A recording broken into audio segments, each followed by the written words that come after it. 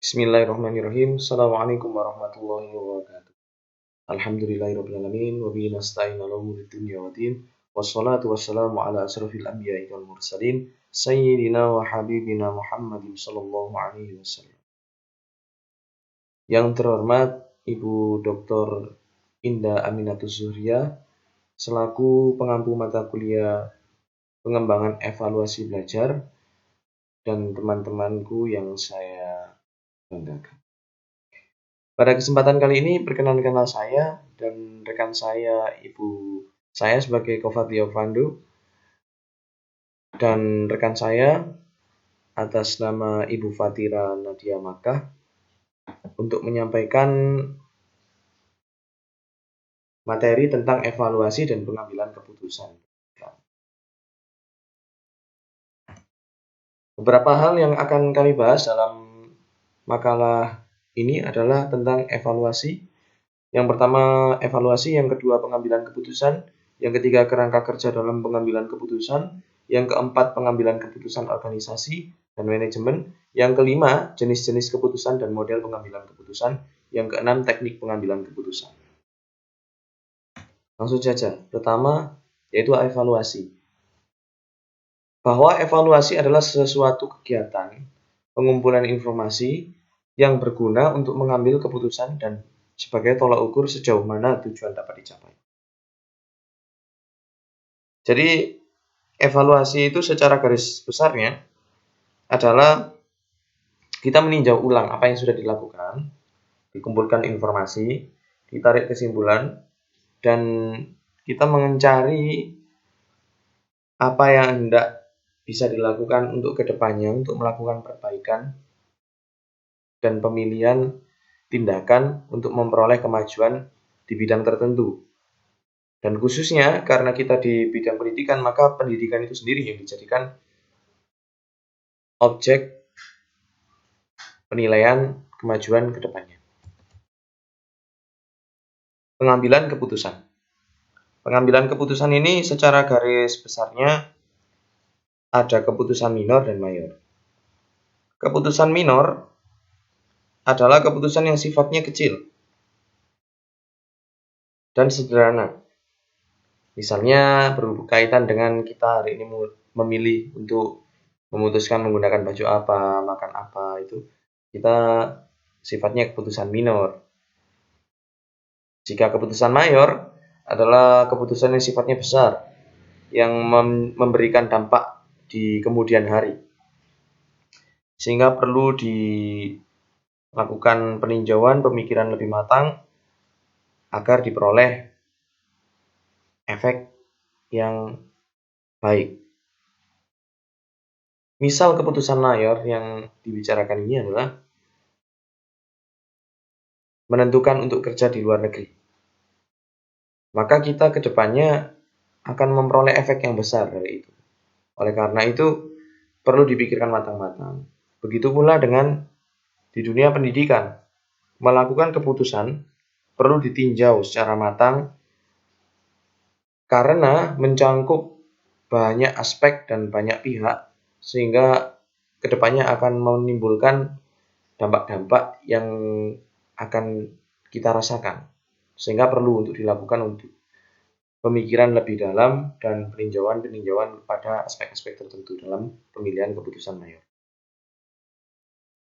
Selanjutnya, kerangka kerja dalam pengambilan keputusan. Di sini kita akan membahas kerangka kerja yang dipaparkan oleh Prayudi. Setiap proses pengambilan keputusan merupakan suatu sistem tindakan karena ada beberapa komponen di dalamnya. Menurut Prayudi, kerangka kerja yang ada di dalam pengambilan keputusan adalah 1. Posisi orang yang berwenang dalam mengambil keputusan. Misal kalau di sekolah, kepala sekolah atau kepala madrasah, rektor, dan seterusnya, beliau-beliau ini menjadi posisi orang yang berwenang dalam pengambilan keputusan. Adapun keputusannya itu juga dipengaruhi oleh beberapa pihak, seperti dipengaruhi oleh guru, waka, dan bahkan siswa, bahkan orang tua, wali murid. Sehingga perlu posisi ini juga menentukan. Yang kedua, problema, yaitu penyimpangan dari apa yang dikehendaki dan direncanakan atau dituju. Pasti ada penyimpangan-penyimpangan yang timbul di lingkup sebuah pendidikan ataupun perusahaan mungkin, sehingga perlu ditinjau dalam menyusun kerangka kerja dalam pengambilan keputusan. Nomor 3 yaitu situasi si pengambil keputusan itu berada. Yang keempat, posisi orang yang berwenang dalam mengambil keputusan, seperti yang saya jelaskan pada poin pertama tadi. Yang kelima, problema, yaitu penyimpangan dari apa yang dikehendaki dan dituju. Problema sudah ditulis dalam aspek yang kedua ya, mungkin ini sama ini kedua. Selanjutnya yaitu situasi si pengambil keputusan itu berada. Yang ketujuh, kondisi si pengambil keputusan. Yang kedelapan yaitu tujuan, yaitu apa yang diinginkan atau dicapai dengan pengambilan keputusan itu sendiri. Tujuan dari pengambilan keputusan itu apa? Maksudnya begitu. Selanjutnya yaitu pengambilan keputusan, organisasi, dan manajemen. Proses pengambilan keputusan dapat dilakukan secara perorangan maupun kelompok. Pengambilan keputusan sebagai produk individu atau kelompok sebagai sebuah isu penting dalam kehidupan berorganisasi. Dalam kehidupan berorganisasi dapat dilihat dari pernyataan yang menyebutkan bahwa there is the widely held expectation that person in administrative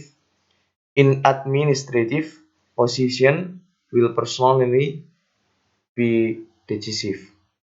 Pada sisi lain, ketika administrasi dinyatakan sebagai bekerja dengan dan melalui orang lain untuk meraih tujuan organisasi, maka pengambilan keputusan dilakukan secara kelompok. Kalau sudah berbicara soal organisasi dan manajemennya, maka pengambilan keputusan tidak boleh dilakukan secara sepihak. Misal di lingkungan sekolah, maka keputusan itu harus melalui pendapat-pendapat yang dipertimbangkan dari beberapa pihak. Misal terrendahnya dari psikologi siswa, selanjutnya dari orang tua mungkin, bahkan guru, selanjutnya ke wakil, baru kepala sekolah atau kepala madrasah boleh menarik kesimpulan sebuah putusan. Begitu. Selanjutnya ada beberapa aspek di dalam jenis-jenis keputusan dan model pengambilan keputusan. Patokan mengambil keputusan pertama ini. Yang kedua, kejelasan masalah. Masalah jelas dan tidak samar-samar. Pengambilan keputusan diasumsikan memiliki informasi lengkap berkenaan dengan situasi keputusan. Yang ketiga, pilihan diketahui.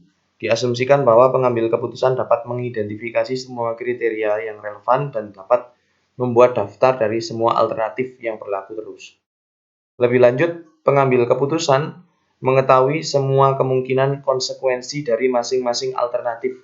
Nah, ini setiap pengambilan keputusan pasti akan melahirkan dampak positif dan negatif.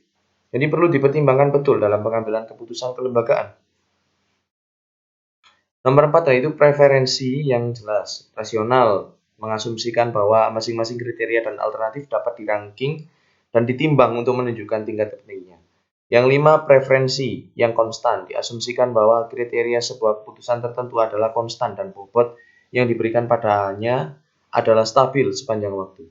Nomor 6, tidak ada kendala waktu dan biaya.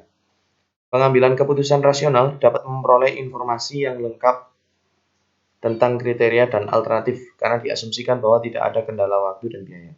Nomor 7, hasil maksimal. Pengambilan keputusan rasional akan memilih alternatif yang menghasilkan nilai yang dipandang tertinggi.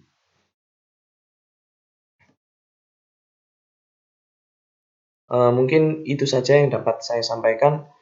Selanjutnya akan disambung oleh Ibu Fadira Nadia Maka. Waktu dan tempat kami persilakan.